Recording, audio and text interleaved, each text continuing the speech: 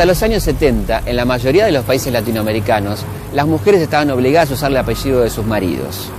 Los hijos lo heredaban y el de ellas se perdía.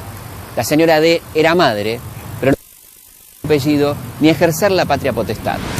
En Chile, donde 345.000 mujeres son indígenas, el gobierno de Michelle Bachelet presentó en el año 2009 un proyecto de ley que reconoce el derecho de los niños a mantener el apellido indígena de la madre antes que el apellido no indígena del padre.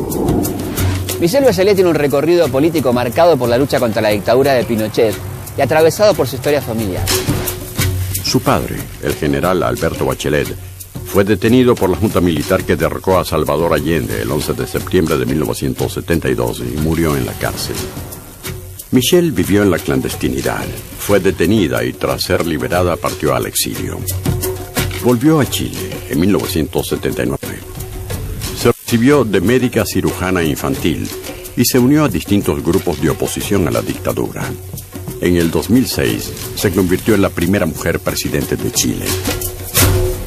La historia que costó la vida de su padre, la historia que marca a la familia, al circuito cercano de Michelle Bachelet en contra de la dictadura, hace que cuando ella accede al poder, esa parte luminosa de la historia, esa carga reivindicativa del que fue víctima de la dictadura, pero que hoy accede al poder y puede a través del poder hacer algo al respecto, pues es algo muy valioso para efectos de la historia de América Latina y por supuesto no se diga de Chile. El día que asumió la presidencia contó que nombraba mitad ministros hombres y mitad ministros mujeres para que armaran parejas de baile.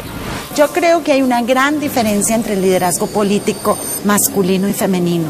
Yo siento que las mujeres somos más apasionadas, más extrovertidas en nuestras pasiones, si se quiere, somos más emotivas y también somos más sensibles. Como Michelle Bachelet en Chile, Cristina Fernández de Kirchner en Argentina también tiene una larga trayectoria política que arrancó en su época de estudiante. En octubre de 2007 fue electa presidenta de la Nación con el 45% de los votos. A mí me parece que lo peor que puede hacer una mujer en el poder es masculinizarse. Yo percibo que muchas veces las mujeres tienen que luchar contra este carácter de la sociedad que muchas veces se le exige a las mujeres conductas que son de hombres. Y yo creo que la mujer tiene que mantenerse en esta posición femenina, que me parece que en un punto es mucho más fuerte que la del hombre. En 1990, en Nicaragua, Violeta Barrios de Chamorro fue la primera mujer en llegar a la presidencia de su país. Hasta entonces, las pocas mujeres que habían llegado a la presidencia no lo habían hecho por el voto popular. Lidia Gayler Tejada asumió la presidencia de Bolivia en el 79 porque era presidenta de la Cámara de Diputados. María Estela Martínez de Perón, por entonces vicepresidenta de Argentina, sucedió en el cargo a su marido, el general Perón, cuando murió en 1974. Yo diría que al final de cuentas el componente de la sorpresa nos acaba hablando de lo mucho que falta todavía en la materia. Y en tanto culturalmente no tengamos resuelto el asunto de que nos sorprenda que esté una mujer en algún espacio de representación popular o de dirección, pues querrá decir que tenemos un enorme camino por recorrer.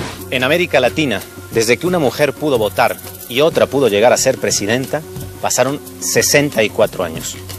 Hoy ya a nadie sorprende que una mujer pueda gobernar un país latinoamericano. Sin embargo, en un subcontinente de 20 países estamos muy lejos de la equidad. Todavía, ni por asomo, hay el mismo número de presidentas que de presidentes. O como diría Michelle Bachelet, estamos muy lejos de armar parejas para bailar. Gobernantes que saben los países, hechos de las mezclas de razas, de historias, de religión, de tradiciones, una paleta de colores que también plasmó Frida, la mexicana que en el siglo XX se destacó por sobre sus contemporáneos y se convirtió en una artista única.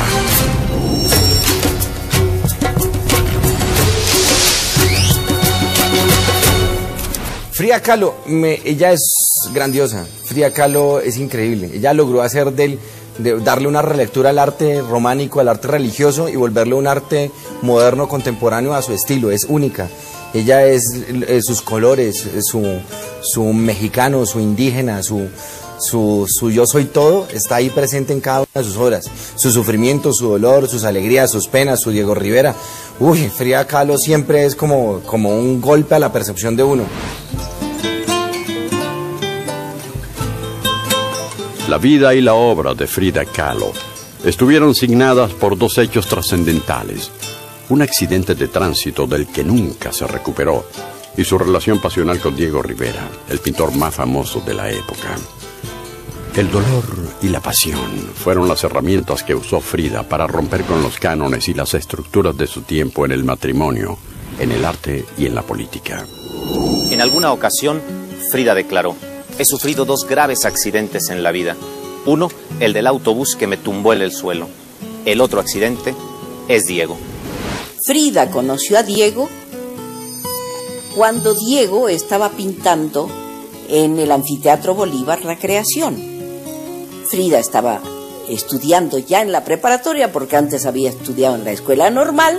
Era una chamaca que, como era muy pícara, con otras compañeras, de pronto iban a ver cómo pintaba Diego, y de pronto iban a amargarle la vida y a llamarle el panzón, y como Diego le gustaba mucho tener novias, y si tenía una modelo, bueno, si no se la echaba al plato era de milagro, ¿verdad?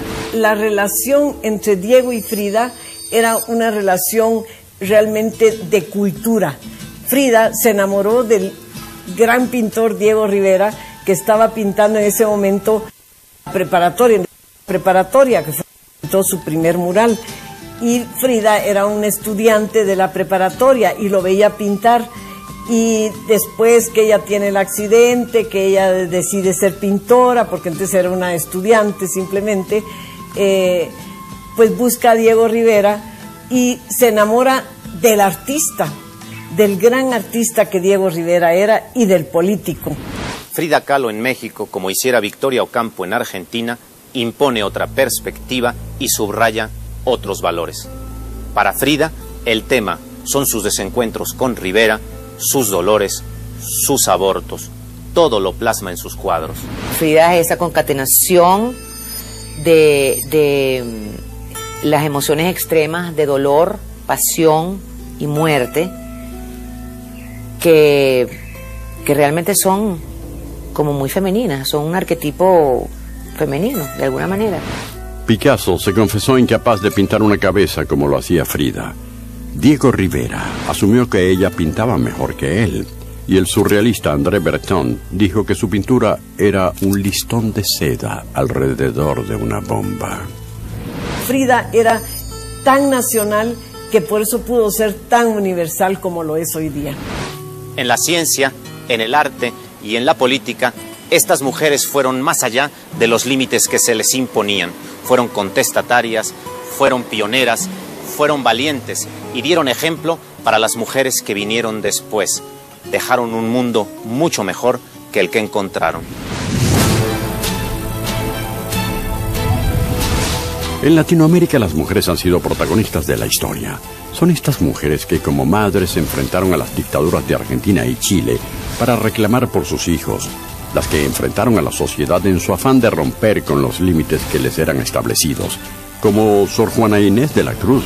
Son mujeres que perdieron la vida, como las víctimas de Ciudad Juárez. Mujeres apasionadas que lucharon junto a sus compañeros, como Manuela Sáenz o Bartolina Sisa. Mujeres que quisieron participar de las decisiones y defendieron su derecho a votar.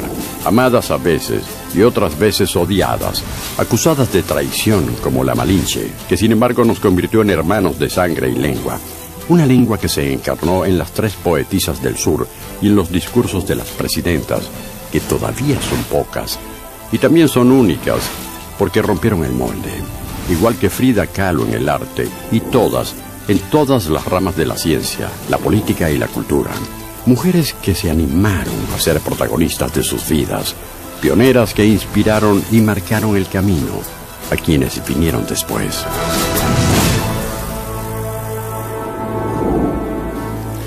Yo creo, Felipe, que a lo largo de estos 200 años la mujer ha tenido un papel protagónico en América Latina, incluso llegando a cambiar el curso de la historia. Sí, a lo largo de los años, con mucha lucha, han logrado que se le vayan reconociendo sus derechos, derechos políticos, derechos civiles, incluso algunos derechos laborales también. Sí, aunque con el mismo puesto, incluso con mayor calificación, las mujeres ganan mucho menos que los hombres. Es cierto, eso pasa en toda América Latina, ¿no? Pero evidentemente falta un largo camino para recorrer hasta que a las mujeres se les reconozcan efectivamente todos sus derechos.